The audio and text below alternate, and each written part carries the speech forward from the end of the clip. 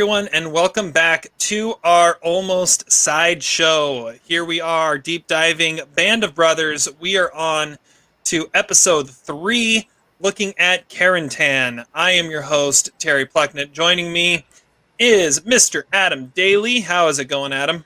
It's going great. Episode 3. This is where it gets really exciting for me. So we've talked about 2 episodes so far.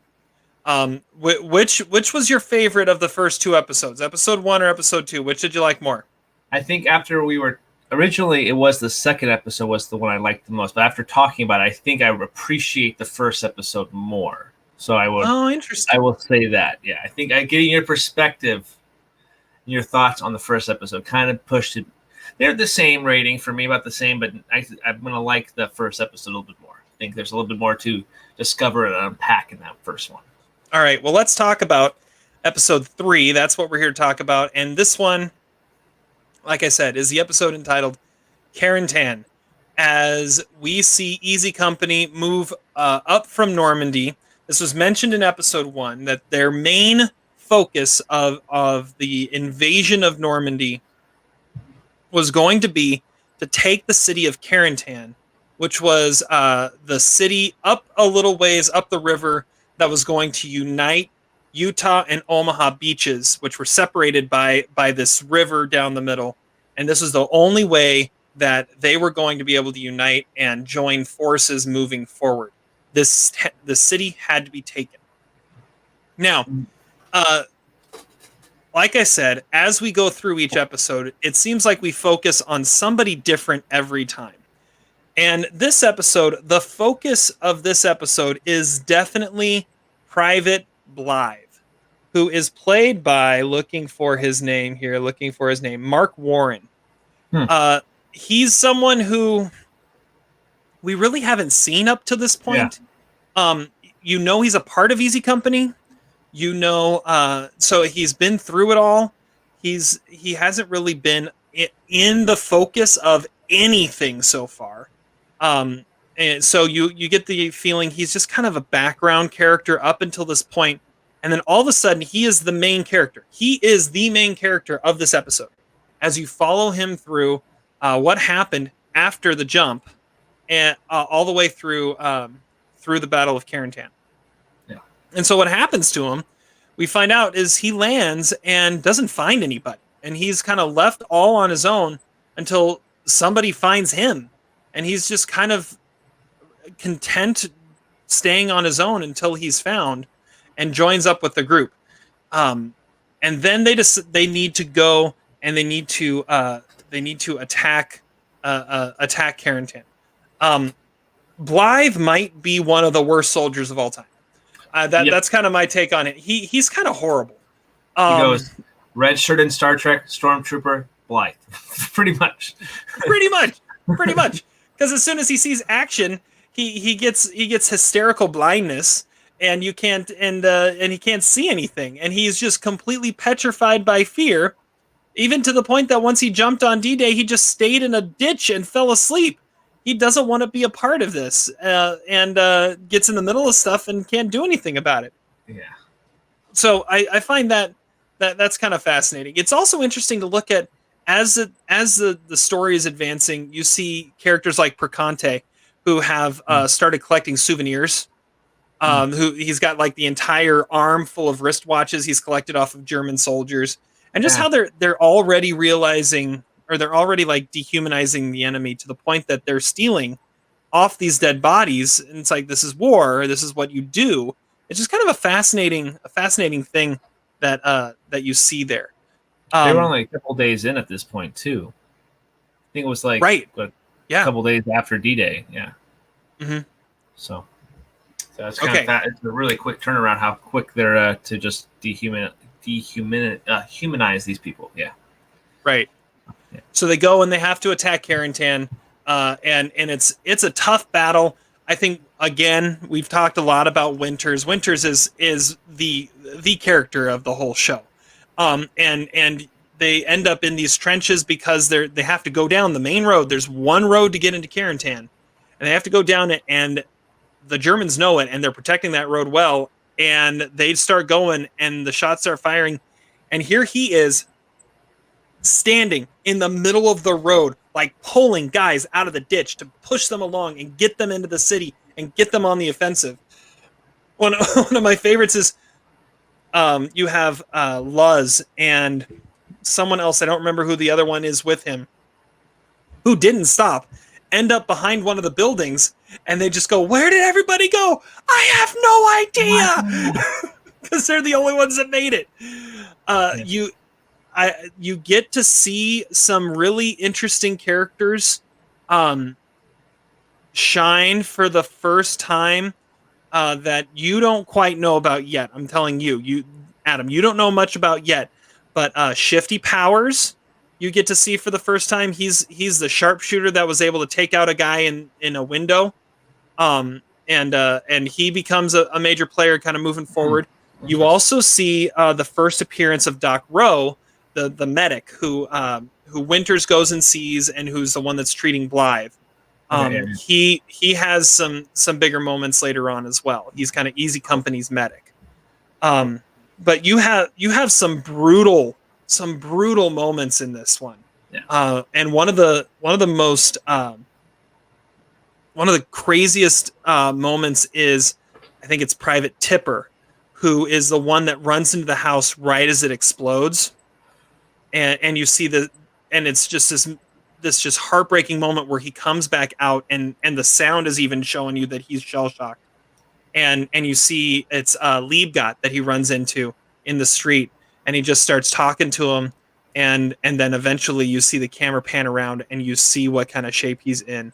You see Liebgott realize that he's a walking dead at that point. Yeah. And he just kind of takes him in his arms and comforts him in that last moment there. Shows you just the brutality of this war in that moment. Yep. You see Winters get hit in like the one moment. This was fascinating. It's like the one moment he relaxes the whole time, and he's kind of thinking kind of high and mighty of himself as you know, one of the commanding officers is asking him for advice in that little moment there. Is it safe to cross? It's like, oh, hey, he just asked me if how this is going, and then he gets hit by like a ricochet bullet in the ankle. Lipton gets hit. Donnie Wahlberg gets hit. He takes some shrapnel to the face. He gets hit in the groin. That's another great moment. Don't worry. All the parts are there. Everything's where it's supposed to be. Everything's where it's supposed to be. And you see, and then another crazy moment is you see the priest out giving last rites in the middle of the battle to these fallen soldiers in the middle of the street. It's just crazy. And so they take the town. You've taken Carentan, and now they have to defend it. And they're marching out, and they're marching through. And I love the moment where Perconte is like, okay, why are we always at the front and exposed? What, we have all these different companies. Why are we ever in the middle? And the reason is because they're the best. And that's why. But it's just funny that Easy Company is always right in the middle of everything. And an explosion happens. Like, see what I mean? Exactly. You mentioned one of your favorite characters from episode 2 is Lieutenant Spears. Yep. And we get a little bit more from Spears in this episode. Yes, we do. First, you see him, or you see some of the soldiers talking about the legend of Lieutenant Spears, and how the mythology around him is building. Of, oh, did you hear what he did with these soldiers? And even like Malarkey, who witnessed what happened with the German soldiers and the cigarettes in episode 2, is kind of reluctant to even talk about it. Yeah. Like, oh, it was 5. No, I heard it was like 20 soldiers, and they were all armed and all this stuff. And he left one to tell everyone what happened or something like that. And talk about how he single-handedly took the last gun on D-Day and all these things. And then one of the best moments, he shows up and he goes, "Anybody want a cigarette?" Totally knowing the stories around him, totally just playing into it, because that's so good. That's what kind of SOB he is. But he's just so awesome in that moment. So they move outside of Carentan. They're the ones that have to like protect the outskirts so the Germans can't come in. They dig their foxholes, and this is when once again we get a moment where Blithe has just this realization moment, and he has it with Spears as he's trying to figure out kind of what's going on. He goes and he tells Spears, if there's one person you're going to tell that you are not, or that you don't feel up to the task, you don't tell Spears. I mean, the other story that they were telling is how someone showed up drunk for his duty and he like shot him, and he was a member of his own platoon. So you don't tell Spears about what's going on, but he tells him, you know, I was so scared. I just kind of stayed put, and he says I was just scared, and Spears says we're all scared, and the problem is you still have hope. Yeah, you just need to come to the realization that you're already dead. Smart. And when you cut, and I know, and it's just this, and you see into who Spears is at that point. Spears can act the way he is and be who he is because, and as far as he's concerned, his future is over. He has nothing else. So why not just do it all out? Because it's not gonna help at all. And it goes into what some of the comments that were made by the veterans at the beginning of this episode are the comments of, either I was going to die on the first day or I was going to make it through. That's kind of the mentality I had. Either it was going to be like quick and like right away I was going to go, or I was going to make it. And you kind of had to have that mentality. At some point you start thinking, okay, I might make it through this. How, I got to start protecting myself here. But how do you balance that with the push to actually fight through this whole thing? So yeah. Blithe finally finds his courage. He fires. He shoots the one German soldier that had the Edelweiss, and he takes it, which I think is like the worst moment of like, oh, look at me, I'm worth it now. No, he like climbed a mountain to get that little flower, and you fired one shot the entire battle and just happened to hit this guy. You do not equate. But anyways, I'm not a Blithe fan, and this is a fine episode. This is somewhere in the middle to back half for me, simply because Blithe is just horrible. Yeah, that he is a downer character for sure. Especially, it's a shocking moment that you can kind of see coming from a mile away at the end of the right. Yeah. But I kind of enjoyed this, that the Battle of Carentan is pretty fascinating. I think I had some little nitpicks about how they shot the action in the previous episode, Day of Days, but this one I think the action was a lot more focused. Still had moments where it jumped back and forth a little bit, and you lost focus where people were, but I think it was a lot shot a little better, and I could grasp exactly where everybody was at a little bit better. Definitely the action was amazing in this episode for sure. Yeah, for sure. Yeah. Blithe for me definitely is the LVP of probably the show so far. Yeah, he is just. I get what his character, what the point of his character was, but being basically shot so abruptly after having his heroic moments, like he volunteered when no one else wanted to volunteer at the very end, and he's like, I'll go, and then all of a sudden he looks back like, oh darn, he got shot. And that moment, I love the moment in that last part with Nixon and Welsh too, as he's like, we need someone to go check out that building. I hate asking for volunteers. Yeah. Then pick someone. Pick someone. He's like, all right, who wants to go? Yeah, he's picked two people. He's like, you just volunteered to go with Blithe. Yeah. All right. Well, I would say that there's someone else that kind of rivals Blithe as LVP of this episode, and it is Private Smith, who accidentally bayonets his own foxhole mate, Homer Simpson. Dope. I mean, how horrible of a soldier. I thought he was a kraut. I mean, it was. He was saying your That's name. Talbert. Yeah, he's saying your name, and he's not obviously not attacking you. So obviously he's not German, and yeah. Wow.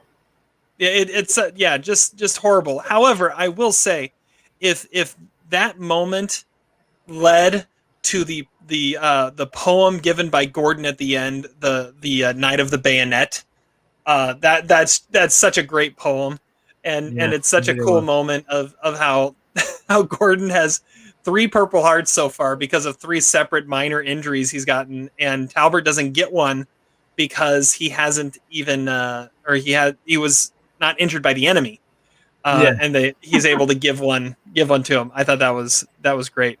Yeah, that was pretty funny. Yeah, I was trying to wonder why did he get has 3 of those things, but then I looked at it, I was like, oh yeah, duh, he had 3 different injuries, and yeah, it just makes sense. And so that was a cool little running gag there too. I was like, that's kind of little levity of the episode too. So I thought that was pretty funny. Yeah, and this is the first time in a while, like maybe in the whole show so far. At the end, they defeat Carentan. They defend it the next day. When the tanks come rolling in, which is a great moment. You see those tanks come in. Every other company has fallen back. Easy Company is still on the front line. They're holding pat, and then the tanks can come in and finish it for them. But you have this moment where you see the soldiers get to relax at the end of this for just a little bit. Just a little bit. You see Malarkey and Moore get to go on their little joyride in the motorcycle and almost get hit. You see the just them around the tables during the Night of the Bayonet telling, as they just get to let their hair down a little bit and relax, and because they're pulled off the front line for a little while, they think for good. Which was it this episode, or was it? Yeah, it was just give me 3 days of hard fighting and you will be relieved. I love George Luz. And what's the other one? Oh, remember kids, flies spread disease, so keep yours closed. That's good. We need to add that to one of the almost sideways little openings. Snippets. Yeah, there you go. But you get to see them relax for a little bit, and then Lipton just gets to be the bearer of bad news, as he just kind of is in that role of being the one that has to communicate those moments where they're going back to the front at the end of this episode. Yeah, bummer for might be my favorite character of the episode too.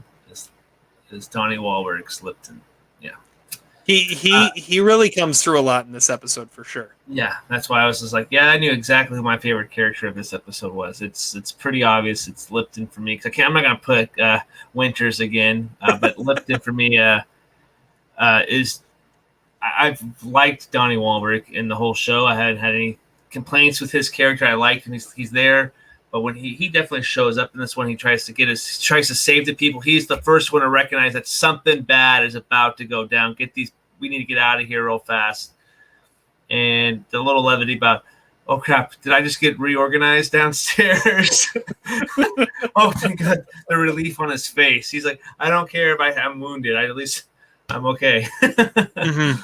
So and then you can see like he's having a great time at the little party at the end, and just has like his completely gets shattered. He's like, oh damn it, I have to go let my men down, let the men down carefully. So yeah, Lipton for me is my favorite character of the episode. Yeah, we talked about in the last episode that Winters is really emerges as that natural leader, and it's in this episode that you really start to see Lipton be a part of that natural leadership group as well, and his just natural leadership abilities start to play out, which makes him really the perfect one to be the one that speaks for the group there. I mean, he's not an officer. He's just one of the sergeants, and he's able to speak into what's happening there and really lead the men, even though he's not one of the officers. Yeah. Um, I would say, my favorite character in this one might be Malarkey. And he goes on the joyride in the motorcycle. But the other thing that I love about him is, um, we talked about on the last episode how poignant the endings are to these episodes and how they're just kind of perfect. And I think the ending to this episode is another great example of that. It's all malarkey as he goes to the woman doing the laundry and gets his gathers up his laundry, and he doesn't know how much to pay, so he just kind of holds his hand out, and she takes the coins, and she just starts saying, "Oh, some of your fellow soldiers haven't picked up their laundry yet. Would you mind getting theirs?" And she lists off a list of names, like Lieutenant Meehan. He hasn't picked up his laundry yet. And just that moment of realization that, you know what, I'll get it. I'll get it for him. And because he knows he's gone. And he's picking up all, and it goes through a list. I wrote down the names. And there's 2, 4, 6, 8, 10 names that she reads off of, here are your friends that are a part of your group that are gone. And as he's hearing it read off, and yeah, Meehan's the first one. The next one is Evans, who was the Simon Pegg character from the first one. That's why I haven't seen him since. He was on the plane with Meehan because he was Meehan's assistant. So when Meehan's plane went down, Simon Pegg's character went down with it, and you saw that just for a split second. I forget if it was the end of episode 1 or the beginning of episode 2. You saw that Simon Pegg was right next to Meehan in one of the planes, because he was just the assistant to the commanding officer that whole time. Yeah. But they're reading through all these other names, and then the last one that she reads is Blithe, because he has that moment at the end where they're scouting that building, as right as it was after he gets hit, they find out they're coming off the front lines. But in that moment, he goes down, and he ends up wounded, and wounded in a pretty bad way. And there's even that moment in the hospital. Yeah, there's even that moment in the hospital where I think it was Popeye who was still recovering from getting shot in the behind back in Normandy. I can't believe I got shot in the ass. And he sees Gordon get his 3rd Purple Heart, and he goes, "You have no shame. You get 3, and he only gets 1, and he can't even move as his entire head and neck are wrapped up." Yeah. But you found out something kind of interesting about the story of Private Blythe.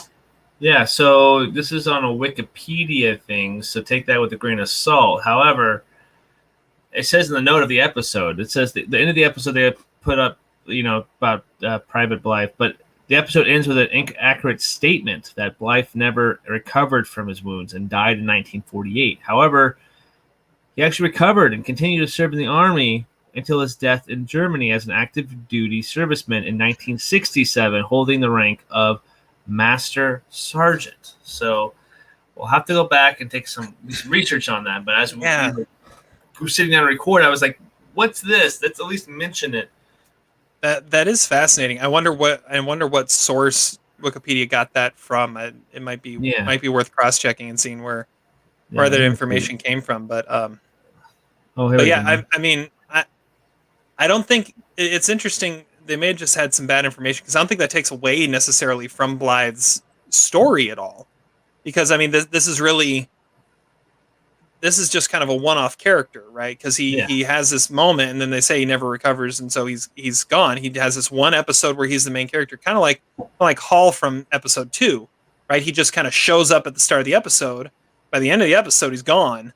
Now Blythe isn't gone by the end of the episode, but he's out of the picture.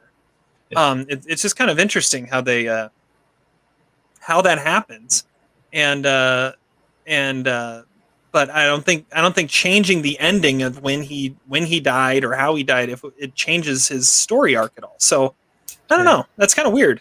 Yeah, it doesn't really change it for me either. I still liked what the character was doing, and I liked the ending where he actually volunteered. However, we see him end up in the hospital, but it didn't really change his story with even with maybe possible false information at the very end. So, but yeah, I didn't really care for him either way. So I'm happy that he survived, and if he really did survived and moved up to the ranks. So that's awesome for him. So that's maybe it'd be cool to have him pop back up and Band of Brothers too. I don't know. No.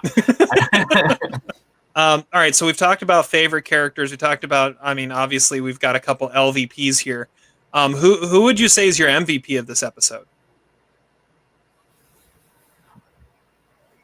I'm gonna say I'm gonna go with Lipton again.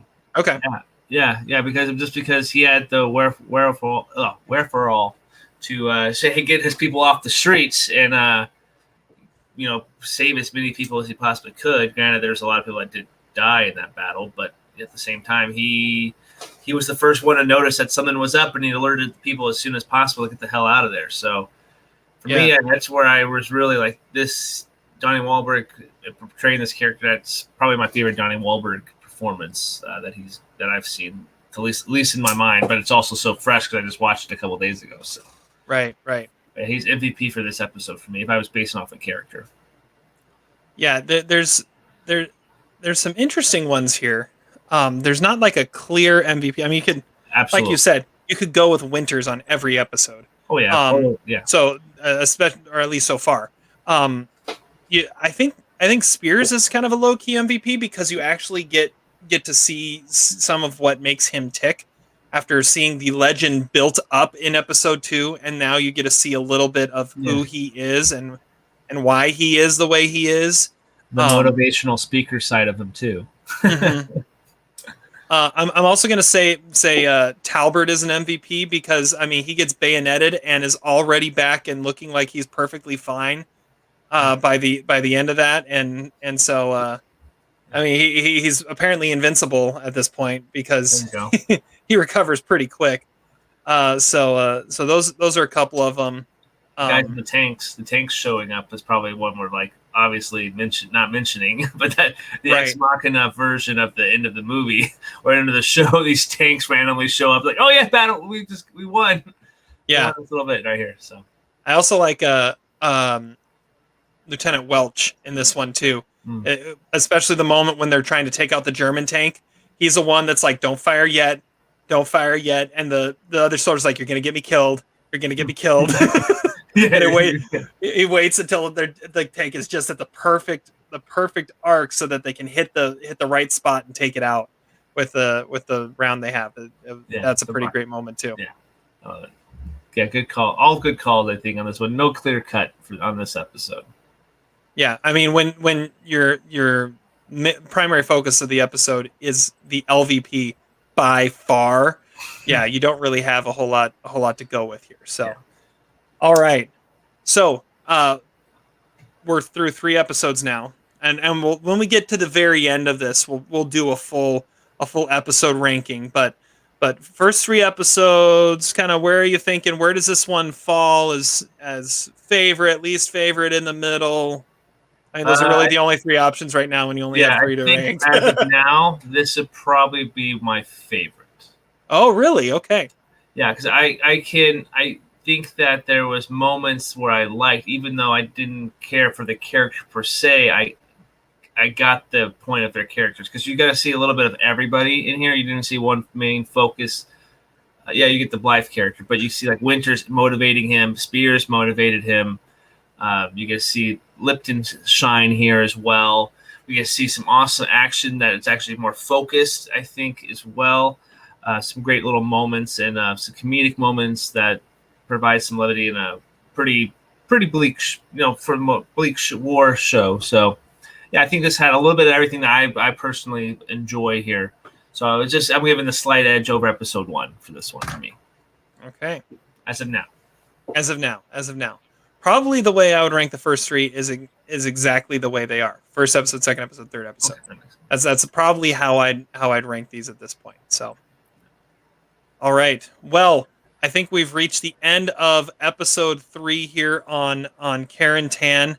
Let us know what you think. Let us know what you would say is your favorite or least favorite of the series so far. Join the conversation. Send us some comments. Leave a comment on the YouTube videos. Leave a review telling on the podcast channel, telling us what your favorites and least favorites are. We'll be checking that as well, and maybe we'll read some of those as we move forward.